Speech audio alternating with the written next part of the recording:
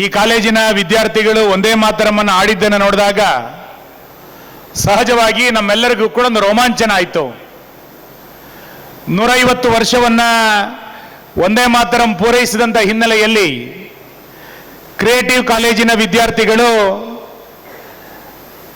ಒಂದು ಅರ್ಥಪೂರ್ಣವಾದಂಥ ಕಾರ್ಯಕ್ರಮವನ್ನು ಇವತ್ತು ನೀವೆಲ್ಲರೂ ಕೂಡ ಮಾಡಿದಿರಿ.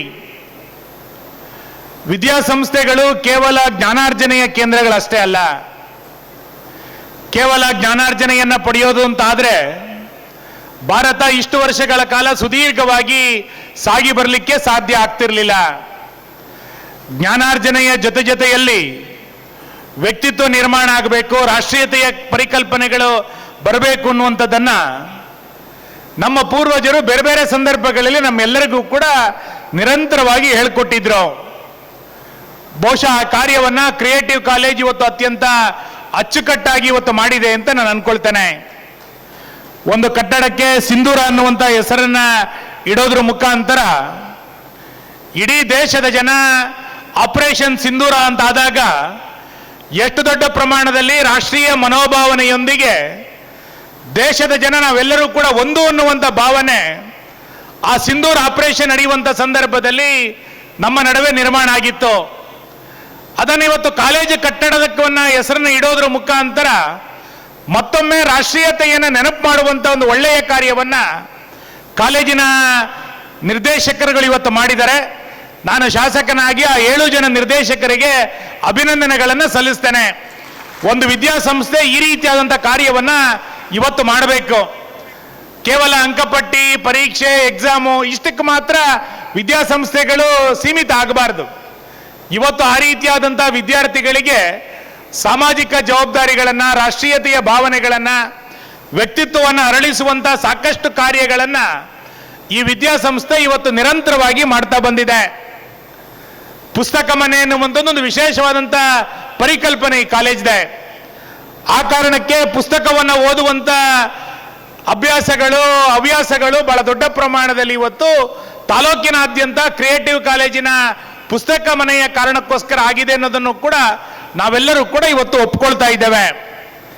ನಾನು ನೋಡ್ತಾ ಇದ್ದೆ 3 ನಿಮಿಷದ ನಿಮ್ಮ ಸಾಂಗನ್ನು ಬಿಡುಗಡೆ ಮಾಡಿದಾಗ ನಿಮ್ಮ ಹಾಸ್ಟೆಲಿನ ಕಟ್ಟಡಗಳು ಬಂದಾಗ ವಿದ್ಯಾರ್ಥಿಗಳು ಎಷ್ಟು ದೊಡ್ಡ ಪ್ರಮಾಣದಲ್ಲಿ ಘೋಷಣೆಯನ್ನ ಕೂಗ್ತಾ ಇದ್ರು ಅಂತ ನೋಡ್ತಾ ಇದ್ದೆ. ನಾವಿರುವಂತ ಜಾಗ, ನಾವಿರುವಂತ ಕ್ಯಾಂಪಸ್ಸಿನ ಹೆಸರುಗಳು ಬಂದಾಗ ಸಹಜವಾಗಿ ನಮಗೆ ಸಂತೋಷ ಆಗತ್ತೆ. ಅದೇ ರೀತಿ ಭಾರತ ಅಂತ ಬಂದಾಗಲೂ ಕೂಡ ನಮಗೆ ಅಷ್ಟೇ ದೊಡ್ಡ ಪ್ರಮಾಣದಲ್ಲಿ ಸ್ವಾಭಿಮಾನಗಳು ನಿರ್ಮಾಣ ಆಗಬೇಕು. ಇವತ್ತು ಯುವ ಸಮುದಾಯದಲ್ಲಿ ಅದನ್ನೇ ನಾವು ನಿರೀಕ್ಷೆ ಮಾಡ್ತಾ ಇರುವಂತದ್ದು.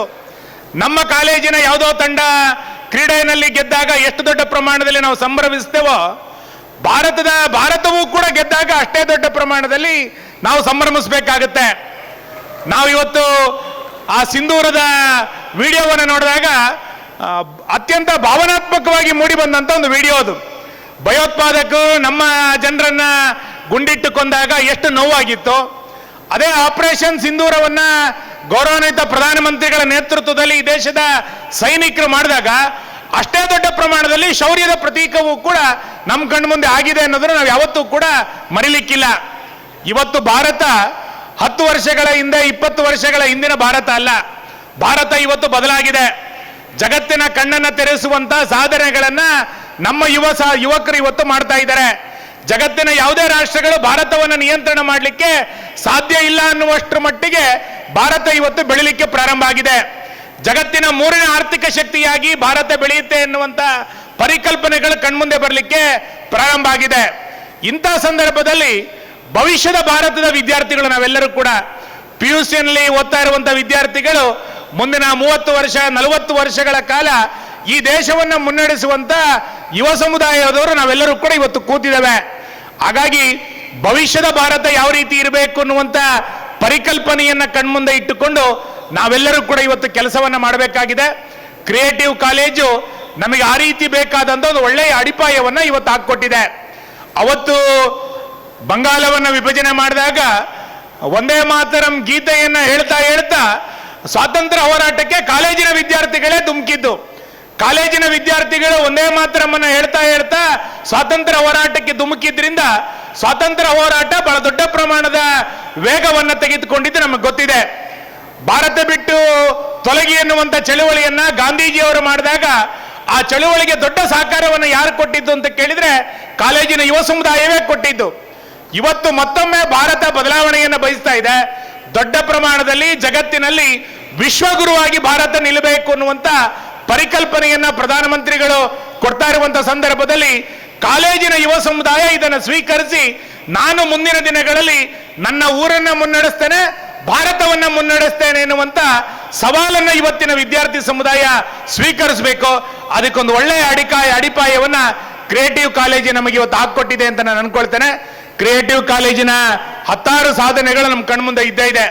ನಾನು ಪ್ರತಿ ವರ್ಷವೂ ಕೂಡ ಈ ಕಾಲೇಜಿನ ಆವಿರ್ಭಾವ ಕಾರ್ಯಕ್ರಮಕ್ಕೆ ಬರ್ತಾ ಇದ್ದೇನೆ.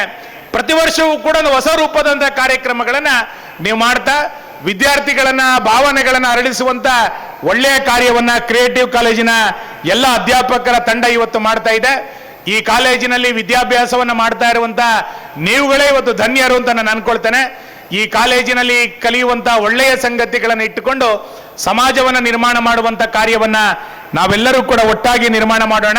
ಸಾಂಸ್ಕೃತಿಕ ಭಾರತದ ಕಡೆಗೆ ರಾಷ್ಟ್ರೀಯತೆಯನ್ನ ಕಣ್ಮುಂದೆ ಇಟ್ಟುಕೊಂಡು ಕೆಲಸವನ್ನ ಮಾಡುವಂತ ಕಾರ್ಯವನ್ನ ನಾವೆಲ್ಲ ವಿದ್ಯಾರ್ಥಿಗಳು ಮಾಡೋಣ ಅನ್ನುವಂತ ವಿನಂತಿಯನ್ನು ಈ ಸಂದರ್ಭದಲ್ಲಿ ಮಾಡಿ ಒಂದು ಅಭೂತಪೂರ್ವವಾದಂತಹ ಕಾರ್ಯಕ್ರಮವನ್ನು ಮಾಡಿದಂತ ಕಾಲೇಜಿನ ಆಡಳಿತ ಮಂಡಳಿಗೆ ನಾನು ಮತ್ತೆ ಧನ್ಯವಾದಗಳನ್ನು ಹೇಳ್ತೇನೆ.